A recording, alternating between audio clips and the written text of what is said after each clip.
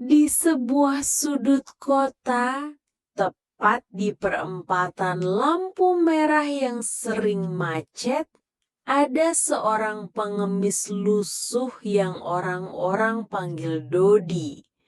Rambutnya acak-acakan, bajunya compang-camping, dan tubuhnya bau apek karena jarang mandi. Setiap hari kerjaannya cuma duduk dengan kaleng rombeng, minta recehan sambil senyum-senyum polos. Banyak orang merasa iba, tapi ada juga yang jengkel karena tiap ketemu dia selalu minta uang. Bahkan kadang pura-pura pincang biar dikasih lebih banyak. Suatu siang yang panas, kejadian aneh terjadi. Seorang anak perempuan kecil berusia sekitar 7 tahun bernama Melisa tiba-tiba berhenti di depan Dodi. Ia menatap lama wajah si pengemis lusuh itu, lalu dengan suara lantang berteriak, "Ayah, ini ayahku. Aku nemu ayahku." Orang-orang di sekitar langsung heboh. Ada yang bisik-bisik, ada yang bengong, bahkan ada yang ketawa ngakak. Masa iya ayahnya anak kecil secantik itu pengemis lusuh kayak gini? Jangan-jangan anaknya salah orang. Begitu kira-kira komentar orang lewat. Tapi Melisa nggak peduli. Dia langsung meluk erat si pengemis lusuh itu sambil nangis isak. Dodi yang selama ini cuek malah ikut bingung. Dalam hatinya dia ngomong, "Loh, ini bocah siapa kok tiba-tiba peluk-peluk aku? Aku kan gak kenal."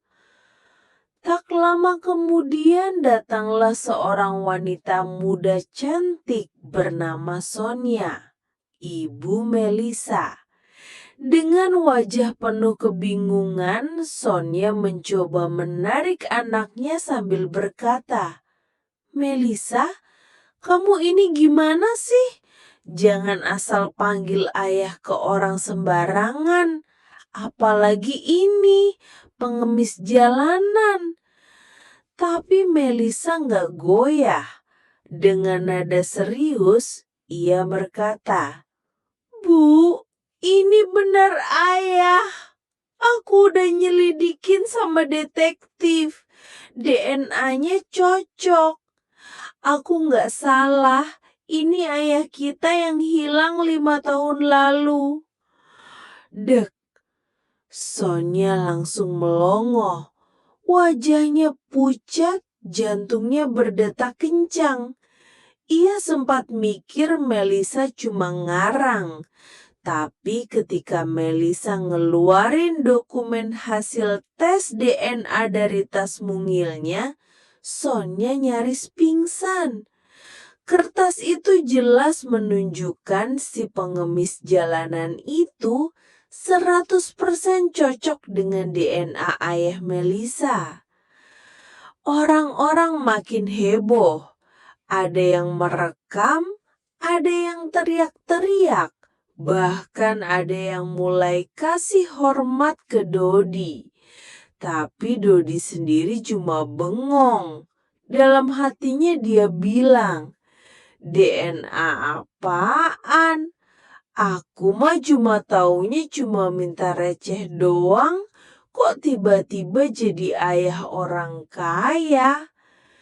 Sonia akhirnya memutuskan bawa si pengemis itu ke rumahnya. Perjalanan pulang penuh adegan kocak.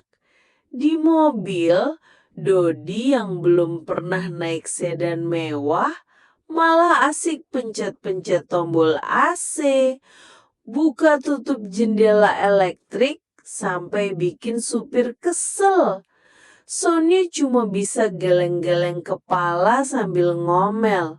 Ya Allah, beneran ini ayam Melisa? Masa kelakuannya kayak anak TK?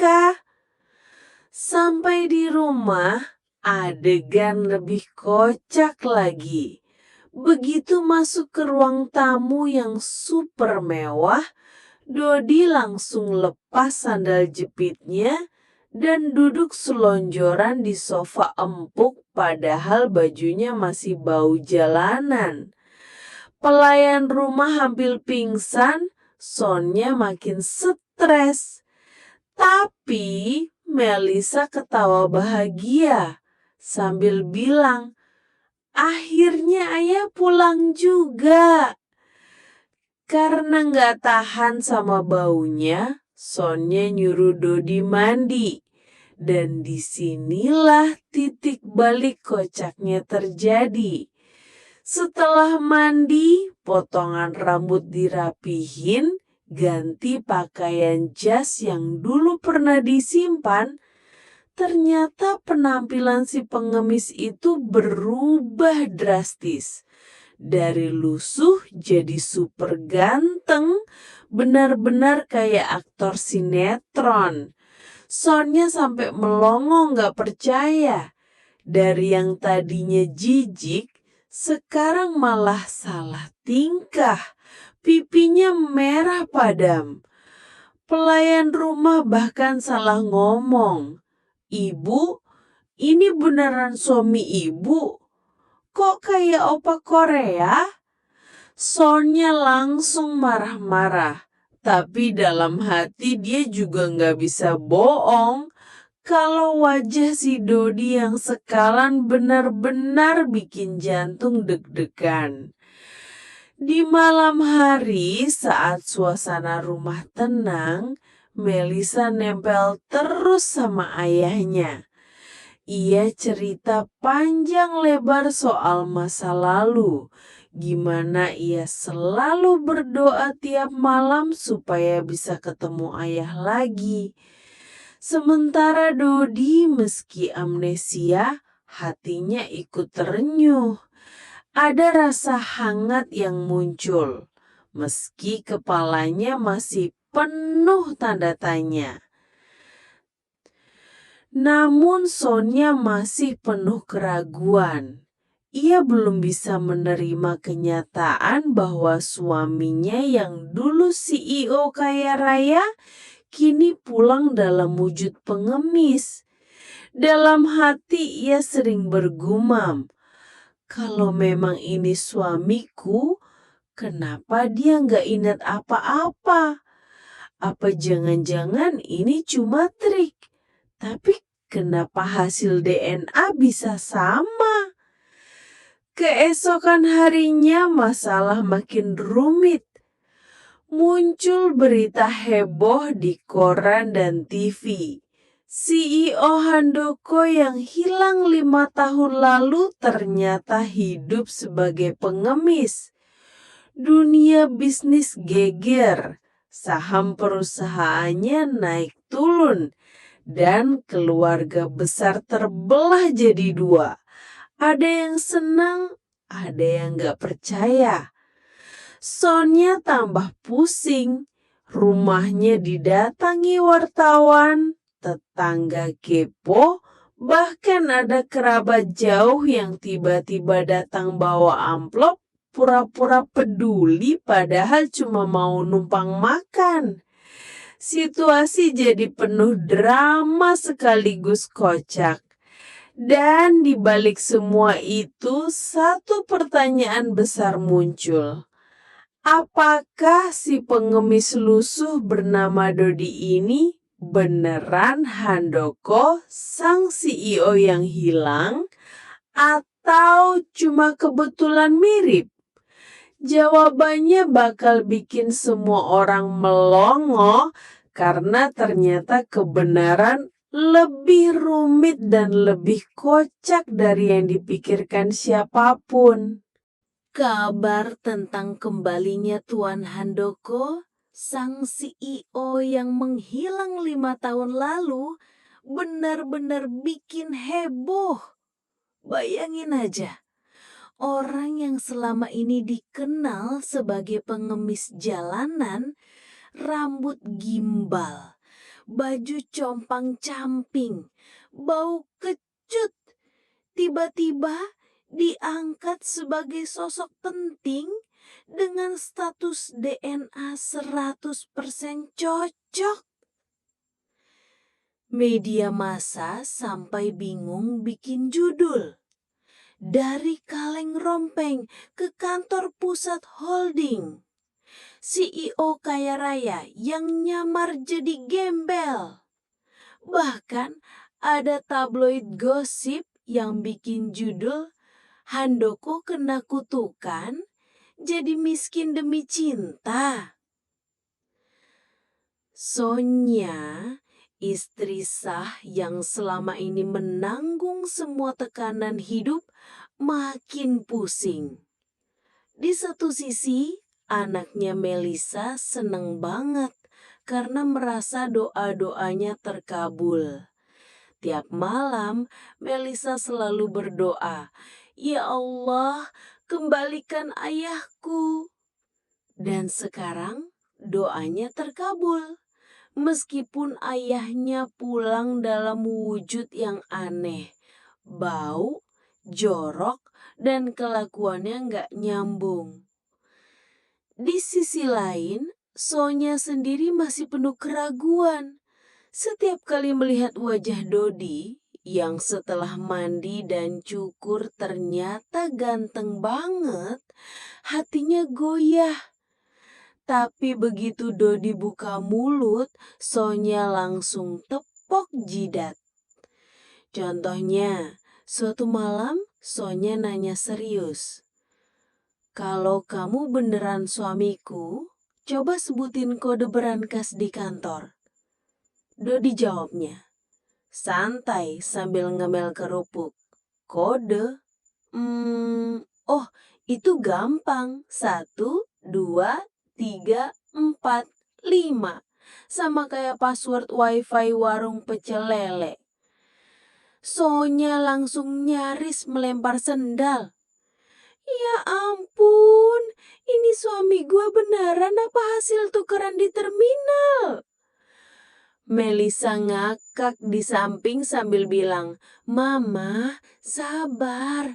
Mungkin ayah masih lupa karena amnesia. Nanti juga ingat kok." Nah, disinilah misterinya makin tebel. Semua orang bertanya-tanya, kalau beneran amnesia, kenapa Dodi bisa ingat detail kecil kayak lagu favorit Melissa waktu bayi?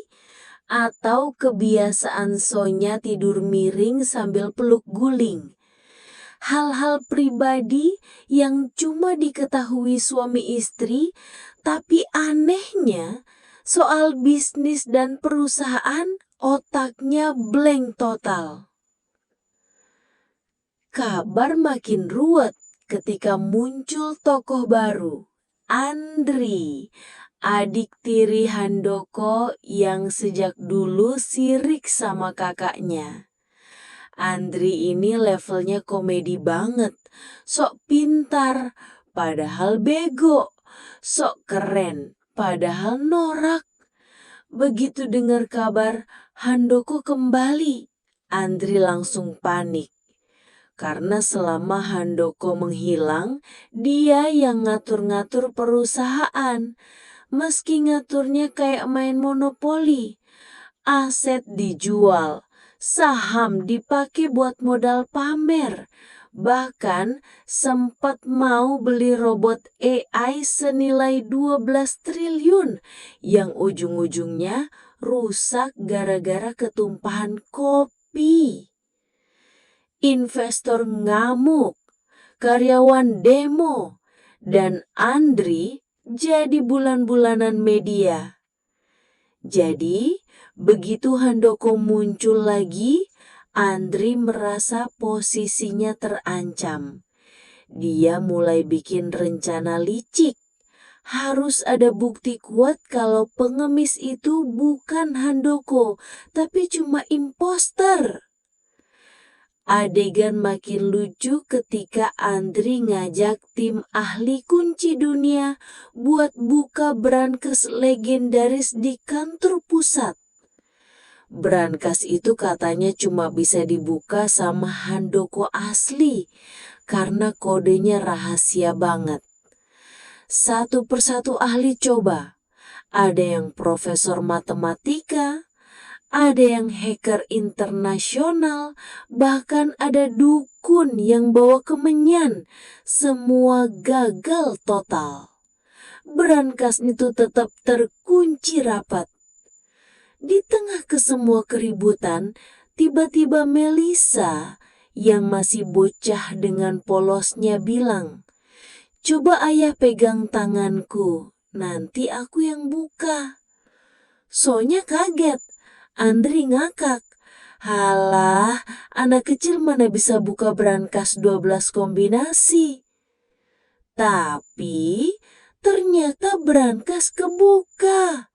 Karena kodenya bukan angka, tapi lagu Nina Bobo yang dulu suka dinyanyiin Handoko buat Melisa. Pas Melisa nyanyi pelan sambil tangan ayahnya ditempel di panel digital, pintu brankas langsung terbuka. Semua orang melongo. Isi brankas itu bukan cuma dokumen bisnis, tapi juga foto-foto keluarga. Sonya, Melisa, dan Handoko tersenyum bahagia. Foto itu bikin Sonya tertegun. Air matanya jatuh tanpa sadar.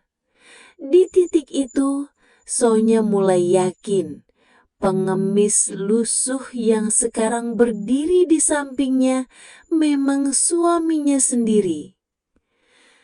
Sementara Andri makin kelabakan. Wajahnya pucat kayak tisu bekas cuci muka. Dia coba cari alasan. Itu kebetulan, brankasnya error, jangan percaya. Tapi nggak ada yang peduli. Semua orang sudah melihat bukti nyata. Makin lama, misteri makin jelas. Ternyata Handoko benar-benar selamat dari kecelakaan 5 tahun lalu. Hanya saja, kepalanya terbentur keras, bikin ingatannya hilang. Dia tersesat jauh dari kota, hidup jadi pengemis tanpa identitas, sampai akhirnya dipertemukan lagi dengan keluarganya lewat doa tulus anak kecil. Tapi, meski misteri mulai terkuak, drama belum selesai. Karena ternyata ingatan Handoko nggak sepenuhnya hilang. Ada momen tertentu dia menunjukkan tanda-tanda pura-pura lupa. Misalnya, ketika Melisa minta dia bacain dongeng, tiba-tiba cara bicaranya elegan banget kayak direktur di rapat. Tapi pas Sonya nanya laporan keuangan, dia balik lagi jadi dodol. Dalam hati, Handoko sebenarnya sudah sadar siapa dirinya. Dia sengaja berpura-pura jadi Dodi pengemis untuk menguji orang-orang di sekitarnya. Siapa yang tulus, siapa yang cuma mau hartanya. Itu rahasia yang belum dia ungkap. Dan sejak saat itu, hidup keluarga Sonya berubah jadi campuran antara tawa, tangis, dan kehebohan. Ada momen haru ketika mereka makan bareng-bareng setelah sekian lama. Ada momen kocak ketika Handoko masuk kamar dan hampir ditampar Sonya karena cuma pakai handuk. Ada juga momen dramatis ketika Andri ketahuan nyolong dokumen lagi. Misteri si hero yang hilang mulai terbongkar sedikit demi sedikit. Tapi pertanyaan besar masih menggantung. Kapan Handoko akan berhenti berpura-pura dan benar-benar kembali sebagai dirinya yang asli? Karena di balik semua komedi yang terjadi, ada badai besar yang sedang menanti di depan.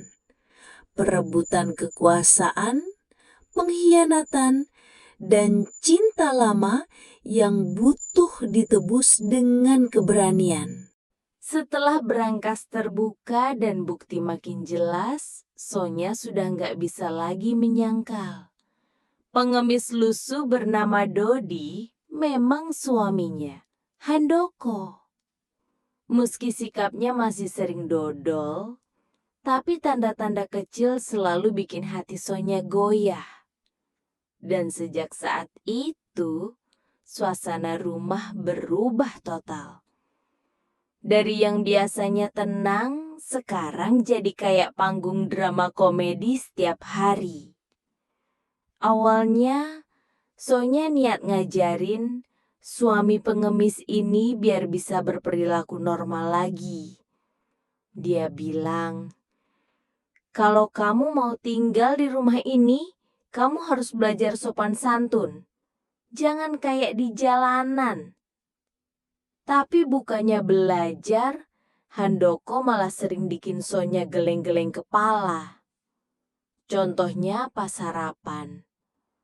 Meja makan sudah rapi, ada nasi goreng, sayur sop, telur dadar. Sonya baru duduk, Handoko tiba-tiba ambil lauk pakai tangan langsung, bukan sendok. Sonya refleks marah. Kamu tuh kenapa sih? Di rumah sendiri masak makan kayak di pinggir jalan?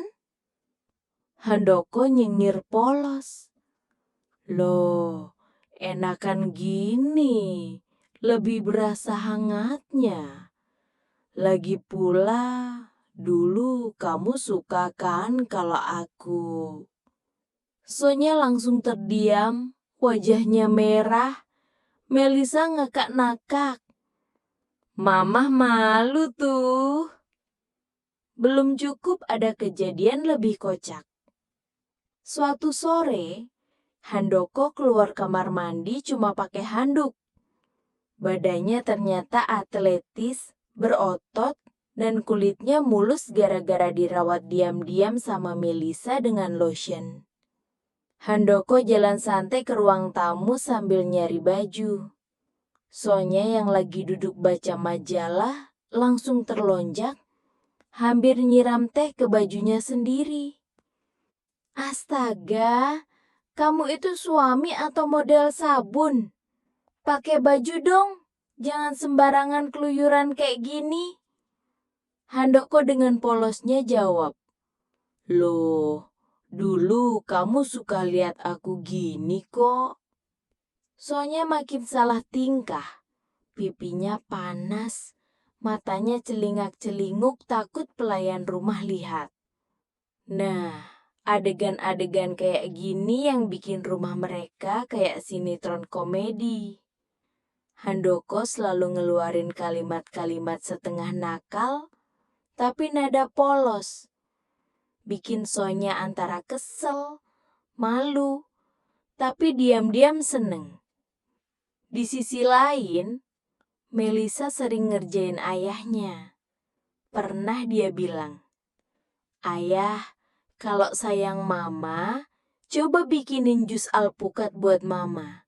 Tapi jangan dikupas kulitnya ya, langsung blender aja biar gampang.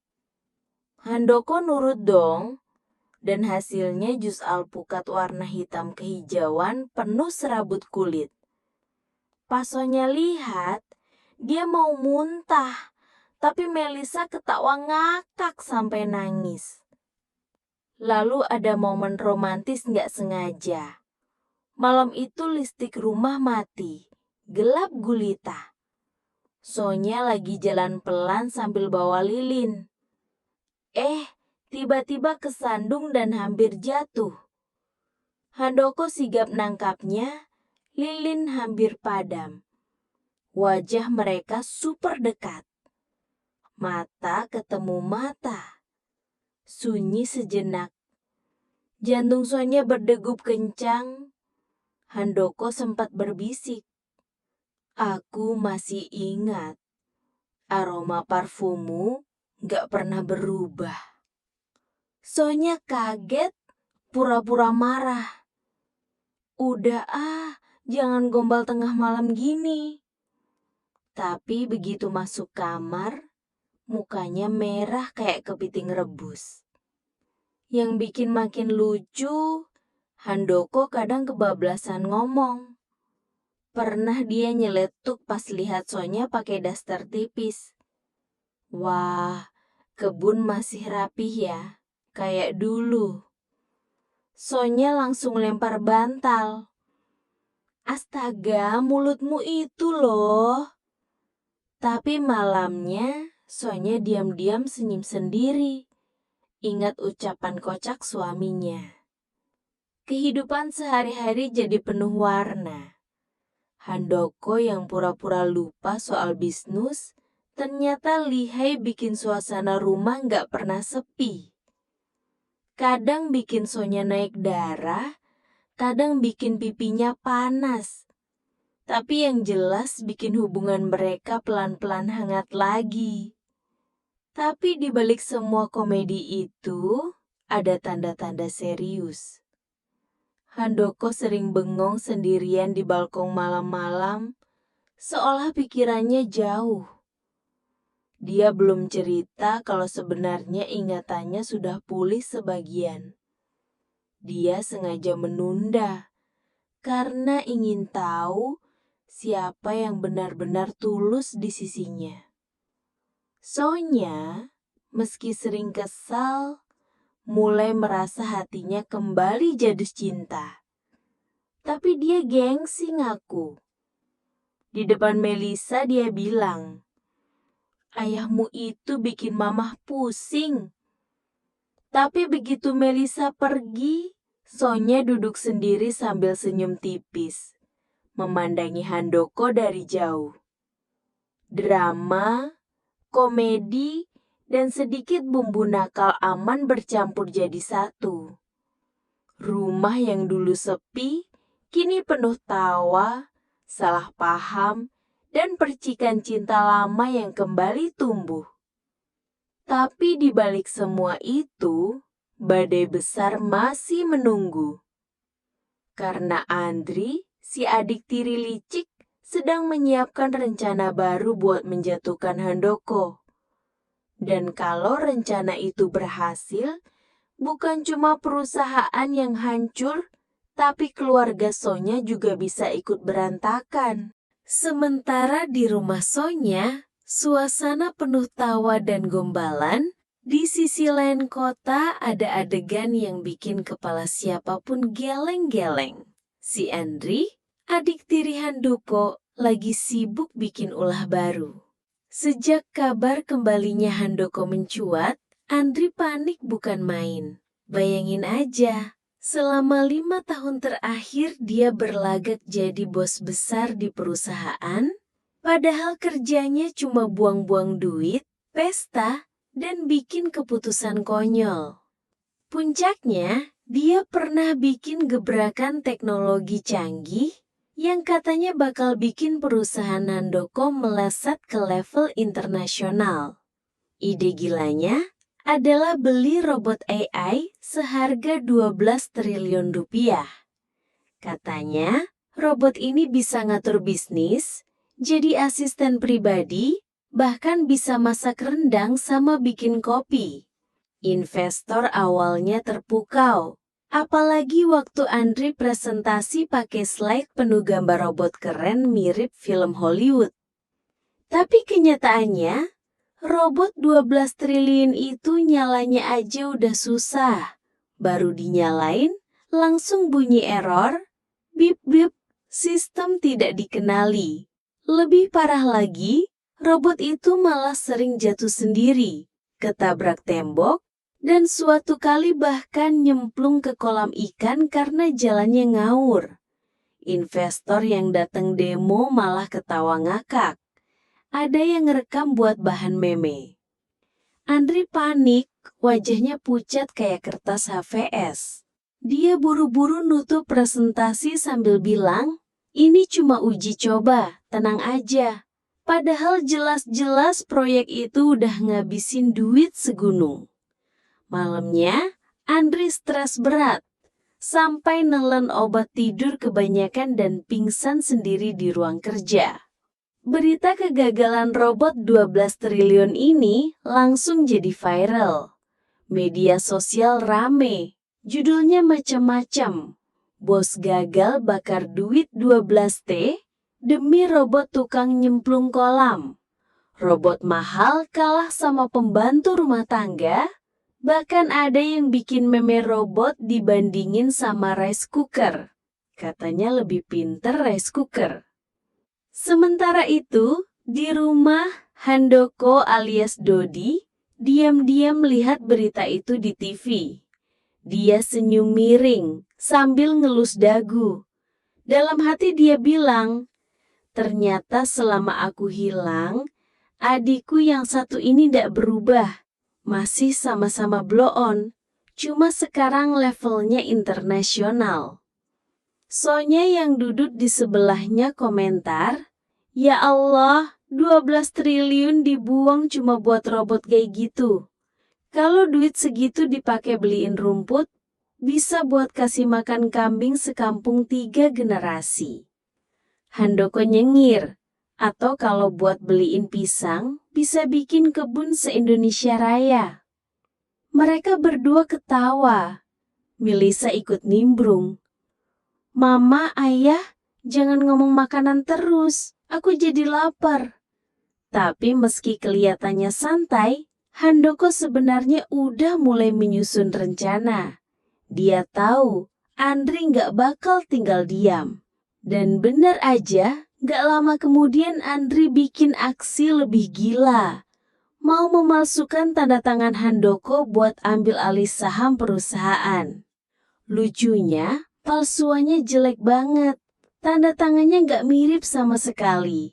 Karyawan yang lihat langsung komentar, "Pak, ini tanda tangan apa coretan anak tek?" Andri marah besar. "Diam kamu, ini seni abstrak." Semua orang nahan tawa. Di balik kekonyolan itu, ada satu sisi nakal yang bikin cerita makin kocak. Waktu Sonya lagi ngajarin Handoko cara pakai jas resmi buat konferensi, suasana mendadak awkward. Sonya berdiri deket banget, tangannya benerin dasi Handoko.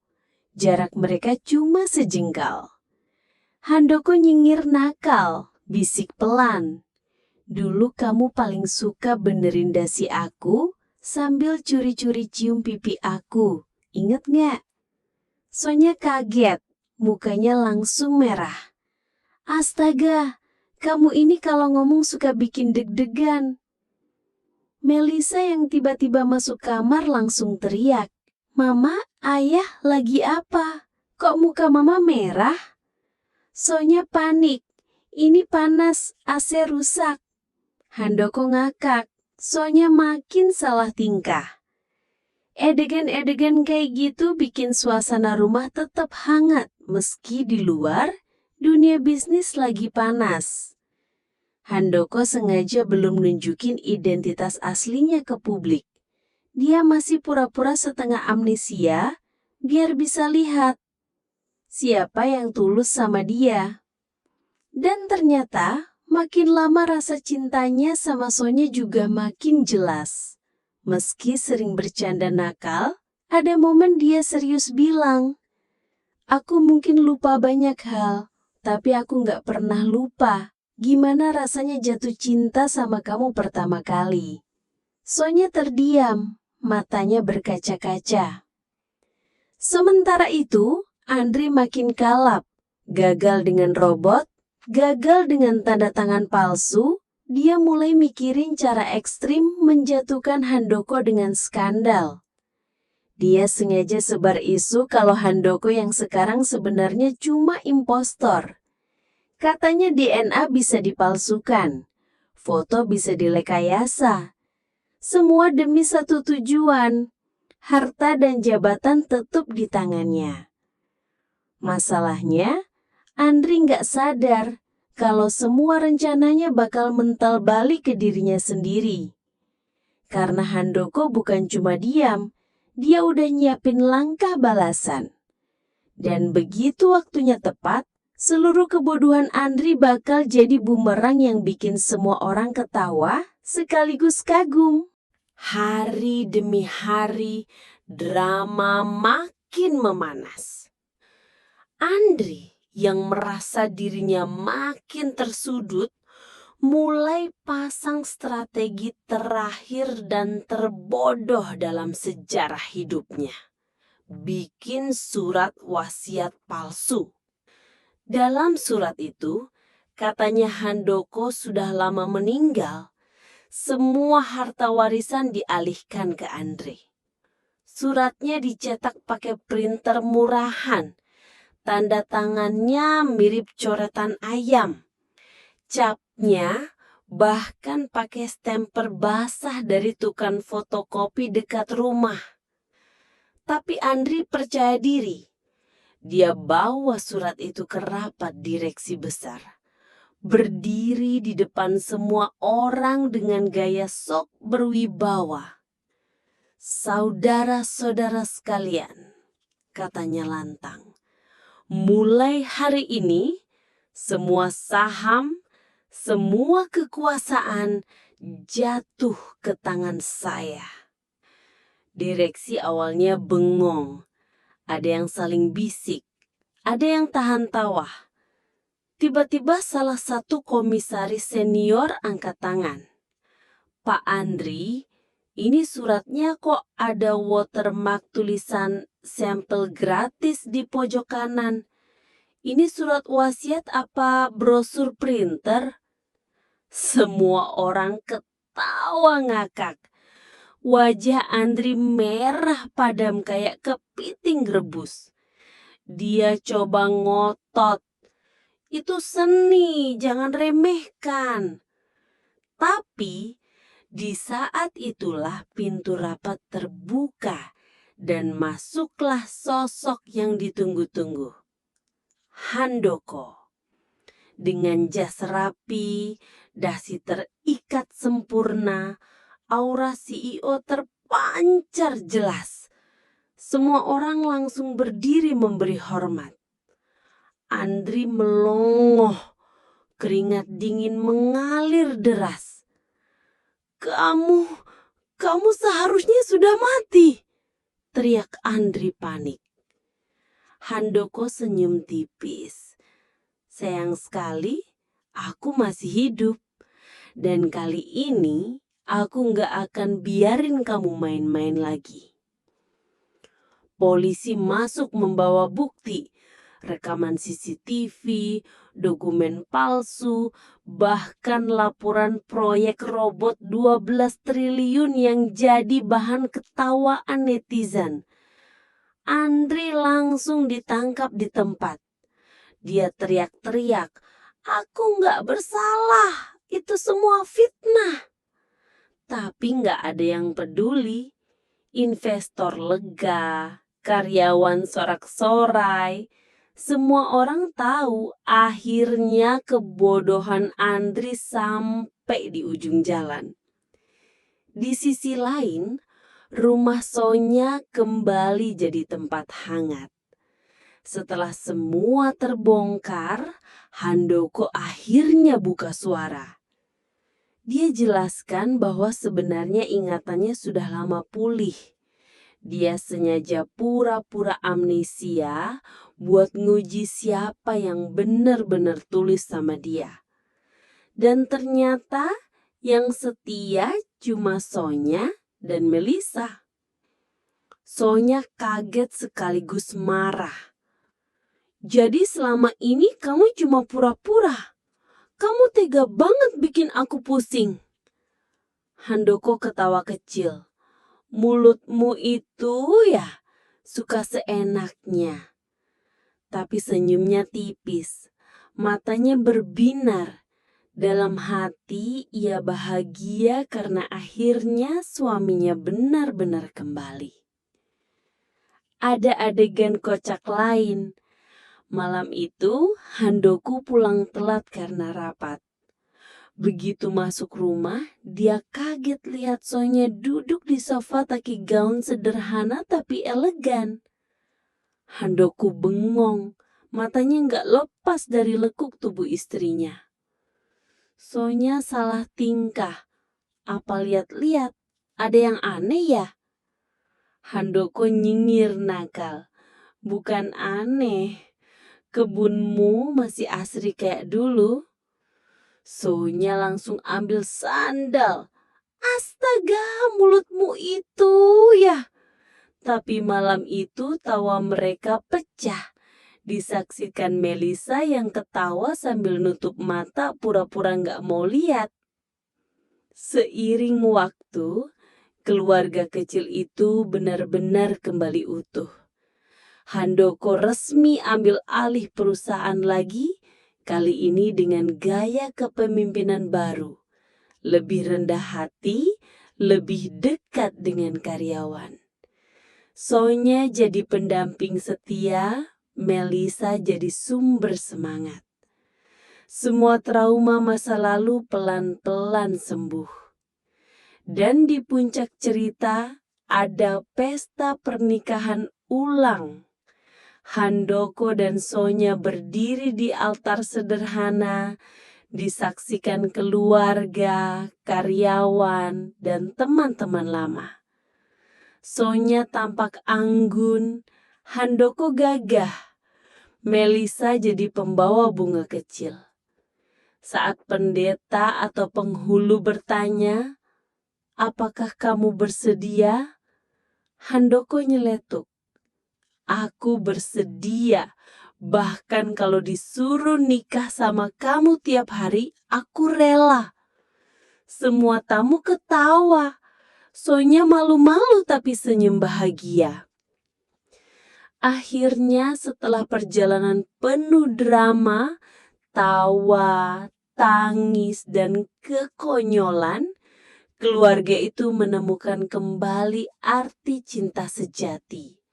Bahwa cinta bukan tentang harta atau status, tapi tentang siapa yang mau bertahan, siapa yang setia, dan siapa yang bisa bikin kita ketawa meski dunia lagi runtuh.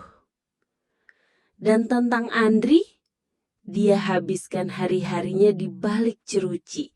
Masih sibuk ngomong sama tembok pura-pura ngasih perintah ke robot imajiner 12 triliun yang gak pernah jalan.